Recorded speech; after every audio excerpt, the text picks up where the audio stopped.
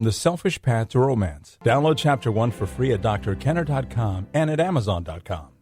Once upon a time, there was a quiet little village in the French countryside whose people believed in tranquillité, tranquility. If you lived in this village, you understood what was expected of you. And if you happened to forget, someone would help remind you. And that's from the movie Chocolat. And if you feel like you're living in a village where you can't speak your own mind, you can't be yourself, you can't pursue your own goals because it's not what's done in that village. Or maybe it's not a village, maybe it's in your home. It's not what's done with mom and dad. You can't pursue your own dreams, you can't pursue your own goals when mom and dad have different goals for you. How dare you even think that after all they've done for you? If you're trapped in that sort of a situation, think again. Definitely get the movie Chocolat, that's chocolate, Chocolat, and that may help you tease apart what you desperately need to tease apart in order to enjoy your life, which is understanding and recapturing that sense that this is your life to enjoy reasonably, rationally, with responsibility. Doesn't mean you shirk responsibility, without stepping on other people, not rebelling, but really, truly embracing your own life and enjoying it to the hilt. I'm Dr. Ellen Kenner. My show's The Rational Basis of Happiness, and I'm a clinical psychologist. And I want to turn to the phones now and welcome Kathy. Kathy, you're having some difficulty with your mom? Actually, with my brother and sister, they're grown, and they live with my mom, which is like 77. Okay, she's 77. Yes, she's 77. Yeah. And my brother has been like this since he was in his late 20s, you know, kind of paranoid. He thinks the mob's out to get him, and he's never worked. He's lived at home his whole life. And then my sister, after her divorce, we found out she's like that too. She hears voices through the radio. She's delusional. She's very mean and hateful at times, you know. I mean, really mean to my mom, you know, calls her horrible, rude, nasty names. Give me one that's okay for radio. Pardon me? Give me a rude, nasty name that's okay to hear on radio. I can't say that. Okay. I meant one that's okay for radio. But okay, so go continue. Okay. Anyways, I'm trying to get them some help, but they don't. If you try to talk to them about, you know, what they're dealing with and stuff, they get really mad and angry at you, and there's nothing wrong with them, and it's, you know, we're all the ones that's crazy, you know. But we don't tell them they're crazy. We just say, you know, you need to talk to somebody and, you know, try to get them to seek some help because they're just wasting their life, you know. They're not doing anything. They're not working. They're just living at my mom's house and treating her really bad. And so they're biting the hand that feeds them? Yes. Okay.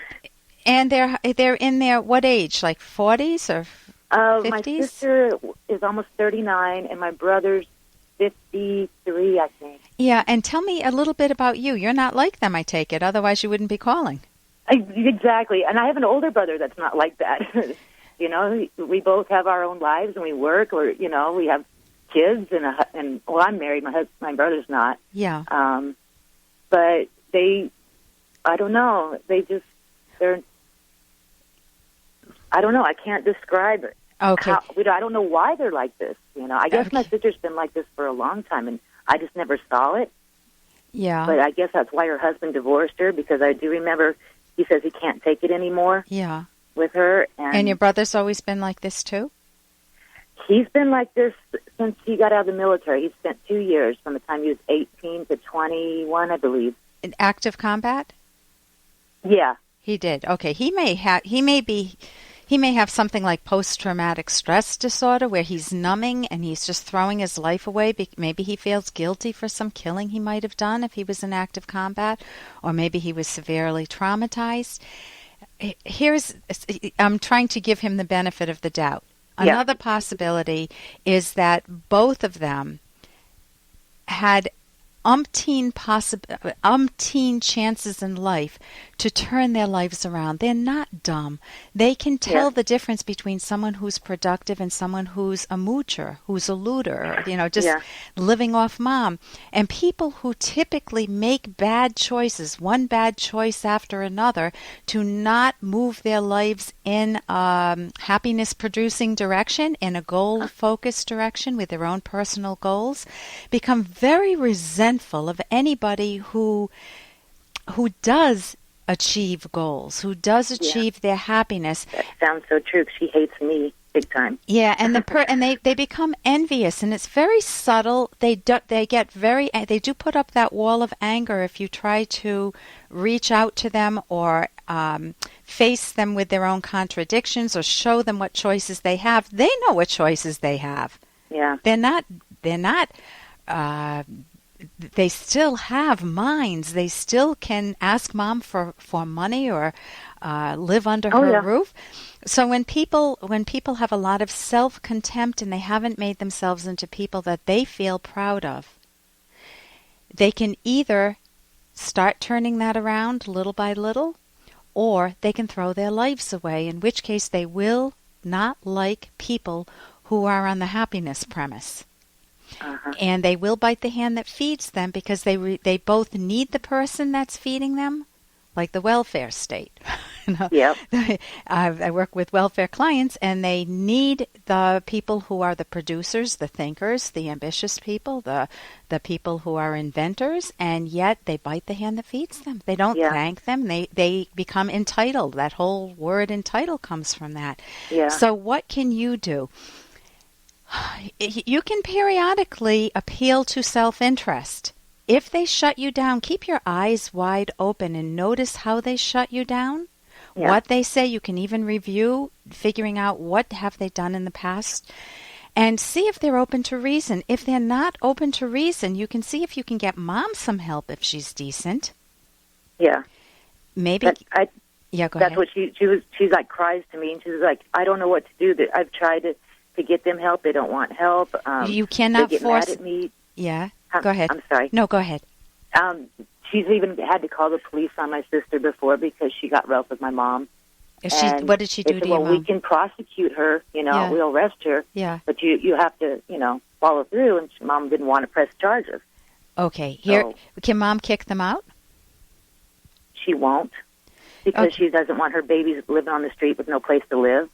So they're appealing to pity and guilt and duty with your mom. Yeah. And you cannot force your brother or your sister, unless they cross a line and you get the police involved, then you can evict them. With your mother, typically mothers that a lot of times mothers that have kids who are wayward kids, regardless of the age, whether they've turned to drugs or alcohol or just mooching, it's very hard. Mothers feel so responsible, even if they did nothing, that it's hard for them to let go. So your mother can be in a lot of pain, but you can't force your mother's mind either. But you can encourage her. Maybe you can encourage her to get some help, some therapy.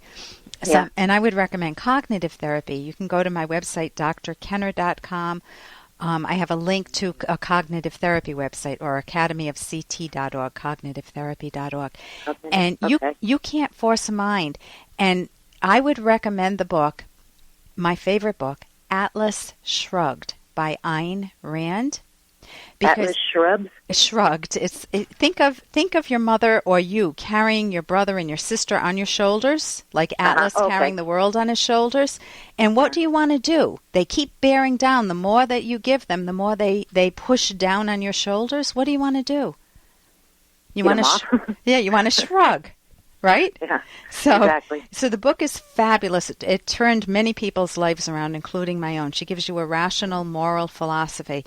What I would focus your time on, though, is your kids. What is possible? Your older brother, the joyous relationship with him. Focus on the good in life, because that is something, Kathy, that you do have control over. That's true. And then recognize the nature that you cannot force your brother or your sister's mind or your mother's mind, but you can live your life. You can reach out to them and then live your life joyously. Listen, thank you so much for the call. Thank you so much for your help. Oh, you're welcome. And coming up, we have a parenting coach. What's a parenting coach? Her name is Cornelia Lakich. And if in private moments in your own life you're thinking, why did I ever have kids? Was I crazy or something? I wanted them so badly, and now they're driving me nuts. I feel helpless. I feel out of control, and they're only, let's say, my kids are only 2 and 3 years old, or 5 and 7 years old. How do you turn that around? Dr. Cornelia Lakich says too many parents wait for their home life to be in crisis before they take action. Stay tuned and you can hear her advice. I'm Dr. Ellen Kenner on the Rational Basis of Happiness, drkenner.com, drkenner.com. Here's an excerpt from The Selfish Path to Romance, the Serious Romance Guidebook by clinical psychologist Dr. Ellen Kenner. Love is neither sacrifice nor exploitation. It's a relationship in which both parties are happy because they both get the rational things they want. You may be thinking, okay, fine, but it's impossible for both partners to be happy if each one does every single thing he or she wants all the time. Well, that depends upon what you mean by every single thing. For example, one should properly eliminate bad habits, such as being chronically late, failing to shower regularly, leaving smelly clothing and mold-covered dishes scattered about, living for booze, etc. Why? Because these are not rational values. People cannot rationally want to be irresponsible or a slob. Just try imagining the romantic lives of those who don't value themselves or don't value being responsible. You can download Chapter 1 for free by going to drkenner.com, and you can buy the book at amazon.com.